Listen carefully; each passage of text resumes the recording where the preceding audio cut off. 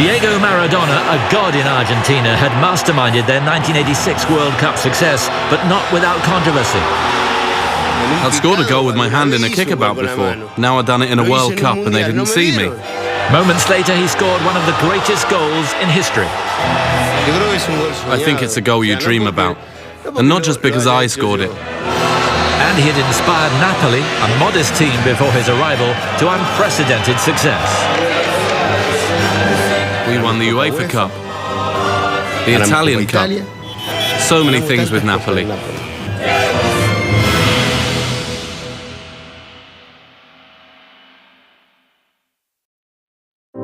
Just weeks after helping Napoli win their second Scudetto, Maradona led Argentina, the reigning world champions, to the 1990 World Cup.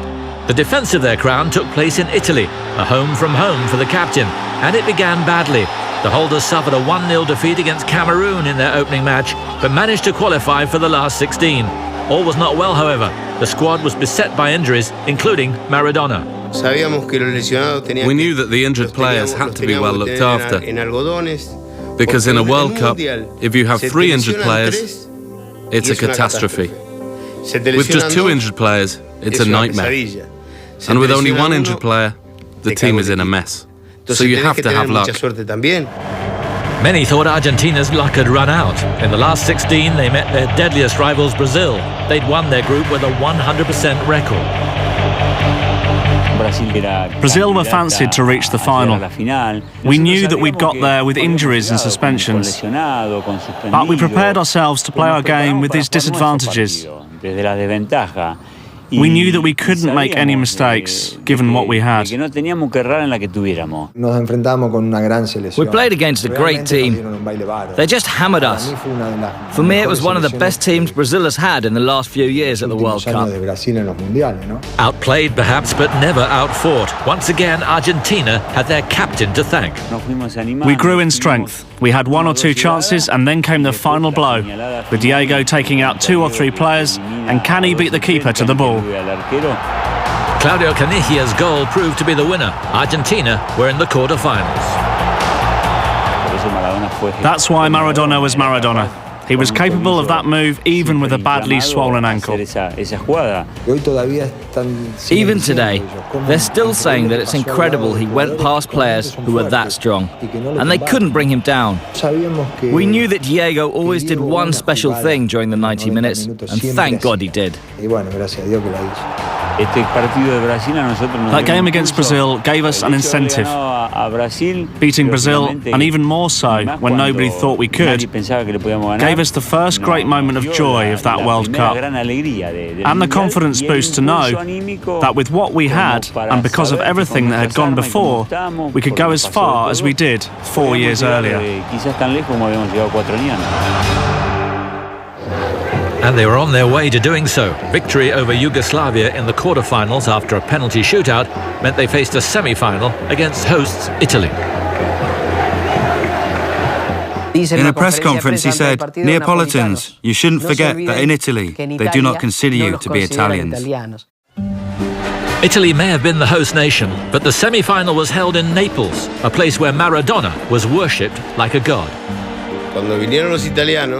When we came up against Italy, as captain of Argentina, I pointed out to the Neapolitans that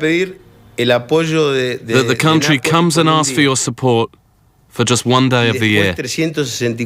And for the other 364, they'll call you Africans. And the Italians went mad. But it's true. Wherever we travelled, they called us Africans. At the time, his media stunt caught everyone off guard. He laid the foundations with those comments ahead of the game, because the crowd was divided. It was unlike anything we'd been used to in Rome. I understand why that was. Maradona was an idol in Naples. When we entered the stadium, there was a divided crowd, undecided whether to cheer for us or Maradona. There was an unsettling silence at times. Despite the doubts, the hosts took the lead in the first half through Salvatore Schillaci. But Argentina equalised midway through the second half. Claudio Canigia, the scorer. I remember neither us nor Argentina played well in that game. They were struggling with all their players just defending, and Maradona trying to release Canigia. That was their game plan that year. The game finished 1-1 after 90 minutes, and when extra time failed to produce more goals, Argentina were involved in another penalty shootout. Maradona had missed from the spot in the previous round against Yugoslavia, but on his home ground he would not be denied and gave Argentina a 4-3 lead. Italy's Aldo Serena stepped up. He had to score. I remember missing the decisive penalty, which is not a pleasant memory. Perhaps not the force of '86, but Argentina and Maradona had reached the final once again, this time at the expense of the host. We were very disappointed, as it was a great chance to win the World Cup in our country. Also, I think that we deserved to get to the final, as we played really well in the tournament, and we hadn't lost up until then. And in Rome, Argentina met West Germany once again, a repeat of the 1986 World Cup final.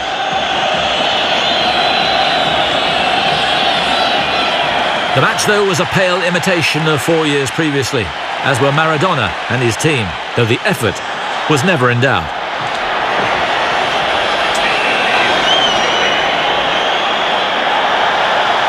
In a game of few chances, with just 5 minutes remaining, the West Germans were awarded a penalty. Andreas Bremer made no mistake. West Germany were crowned world champions. For Argentina's captain, there was no hiding place, and the tears shed that night were a sign of things to come.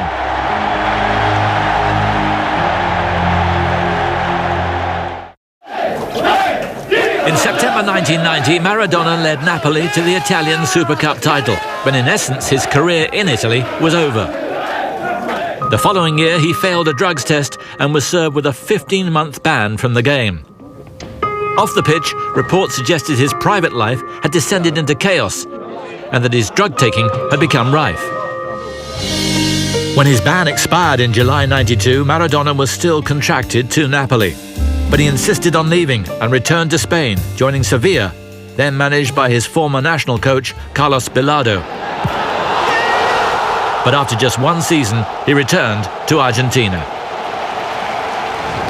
He signed for Rosario-based Newell's Old Boys, a modest team in comparison to the country's Big Two of River Plate and his former club Boca Juniors. And though injury restricted his appearances to just 5 for the club, the name Maradona still carried enormous weight. The fact that Maradona came to Newell's is a huge satisfaction for any fan of the club.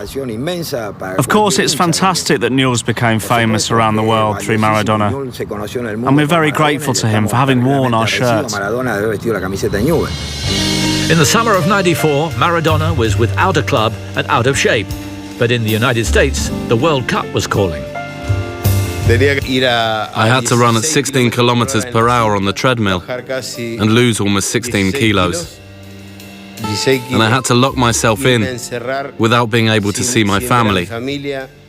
I had to lose weight and get myself in shape.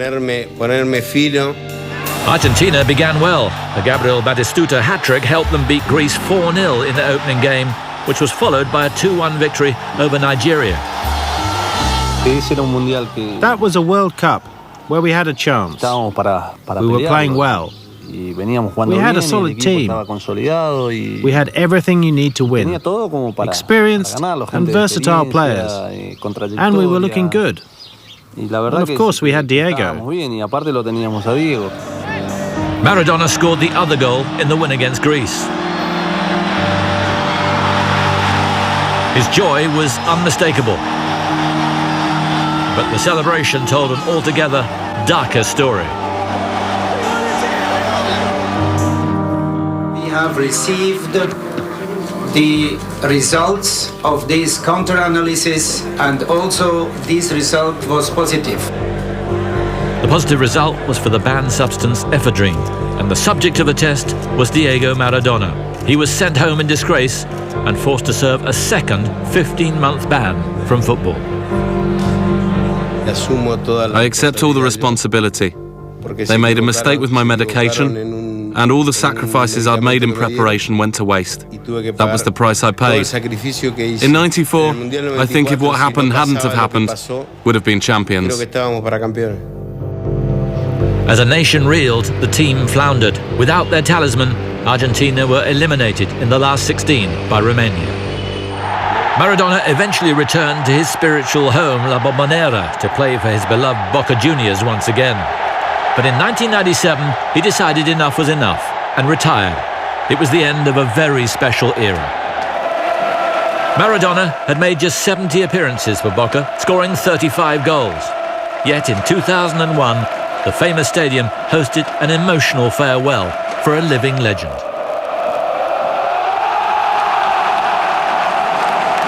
Tears were shed by Argentina's favourite son, but soon there would be more. As the hero sunk into the depths of drug addiction, millions of his countrymen would cry for him. I was at the lowest point that a man can reach, and my daughter saved me. I hit rock bottom. I couldn't go any further, but Dalma and Janina saved me. In 2000, Maradona went to Cuba, an attempt at rehabilitation. His health had deteriorated, his personal life had unraveled. From the highest of the highs to the lowest of lows, Maradona was on the brink. I was at an all-time low. I was almost dead. I was lying down on a hospital bed in a coma. A terminal coma. Argentina ground to a halt to pray for its fallen hero.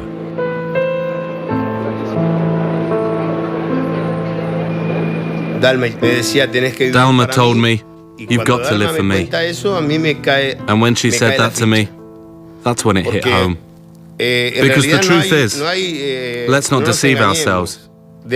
You can't cure drug addiction simply with an injection or by taking a pill or through a psychologist, unfortunately. You have to have something strong, and I had that in Dalma and Janina. The world's media beat a path to Buenos Aires. Thousands camped outside the hospital where their hero was being treated. And against the odds, it seemed, Maradona justified his godlike status. But I got up again. I was at rock bottom, but learned how to rise again. I reinvented myself. I went on television, and I got my daughters back. The only thing I lost was my wife. Recovery had seemed implausible, yet self-preservation led to self-awareness. I escaped from drug addiction. I can't ask for anything more from life. I can't ask God for anything else. I'm very happy.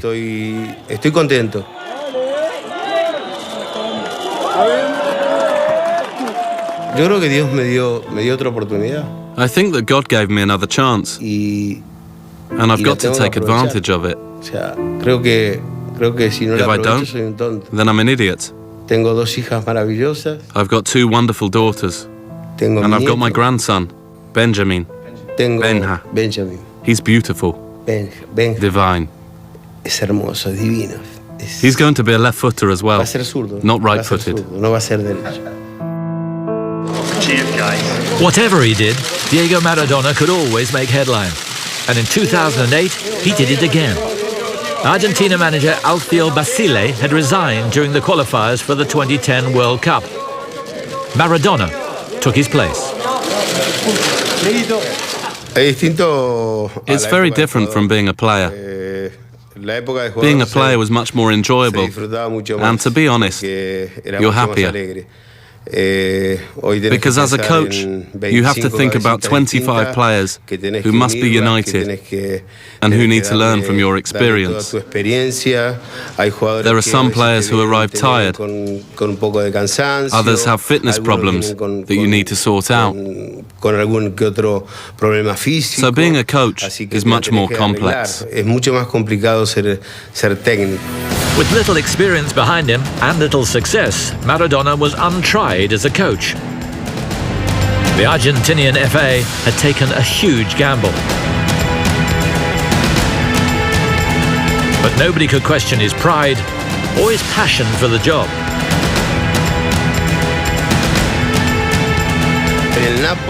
When I was at Napoli or Barcelona, I always thought about the shirt of my country. So I knew what Messi, Tevez, Mascherano, Aguero thought about wearing the Argentine national team shirt. And so it was easier to start the job, knowing that they also understood what playing in the national colours meant. Pride, however, frequently comes before a fall, and the national hero was in danger of becoming a villain. An embarrassing 6-1 defeat to Bolivia was one of 4 losses in his first 6 qualifiers in charge. The World Cup finals looked a distant dream. In their penultimate qualifier, Martin Palermo gave Argentina a dramatic 2-1 home win over bottom team Peru. The importance of the goal and the win was there for all to see.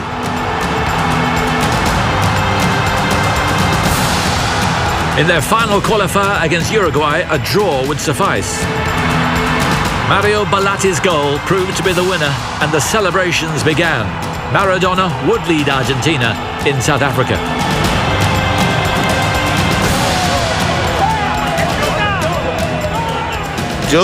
I tried to take my country as far as I could.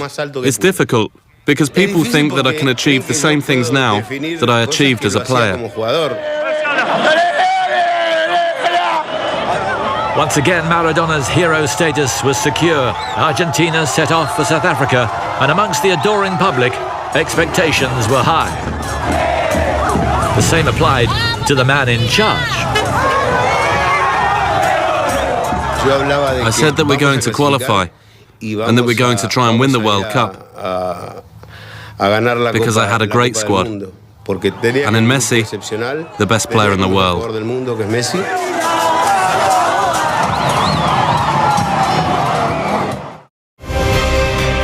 In South Africa, Argentina began promisingly. Their poor form throughout qualification now seemed a distant memory as they topped their group with a 100% record. Inspired by their manager, the Albiceleste were arguably the most impressive team during the first round.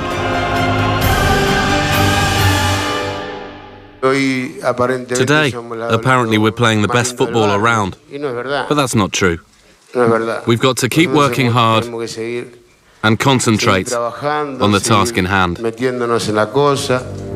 After beating Mexico 3-1 in the last 16, however, the dream died. In the quarter-final against Germany, Argentina were out-fought and out-thought, and they lost 4-0. The fate of Maradona was once again called into question. The fans pleaded with him to continue as manager, but a month later, he resigned. And perhaps not surprisingly, he had his reasons.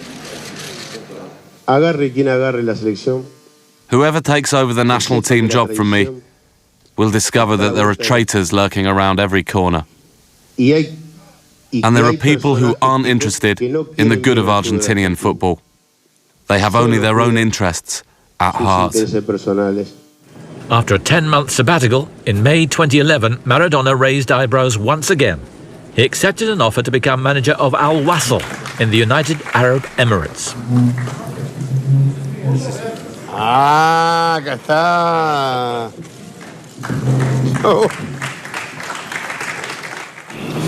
I wanted to work, and Al Wasl made me an offer. The idea appealed to me. I like the city, and I like the ambition for the club that these people have. Such is the aura surrounding Maradona, his arrival has given the profile of this previously little-known club a major boost. And the owners are hoping some Maradona magic will rub off on the pitch. It's quite a story. Mistakes have been made, but in his home country, Diego Maradona can do little wrong. Diego is Argentina's greatest celebrity. There are so many people who will never forget their feeling of great satisfaction. Feelings he gave to them. Maradona. A hero to millions, an icon to millions more. A talent so specific, so rare, the highest acclaim appears to be the only option. Maradona gave me immense pleasure, not only watching him in action, but playing alongside him as well. They say people have eyes in the back of their head, and he really did. When he was dribbling past 5 or 6 opponents, he could still see you and make the pass. A story that may have been impossible to tell without the man who discovered him. As his coach, I feel like an artist who finished his best painting, which gives me an immense sense of pride.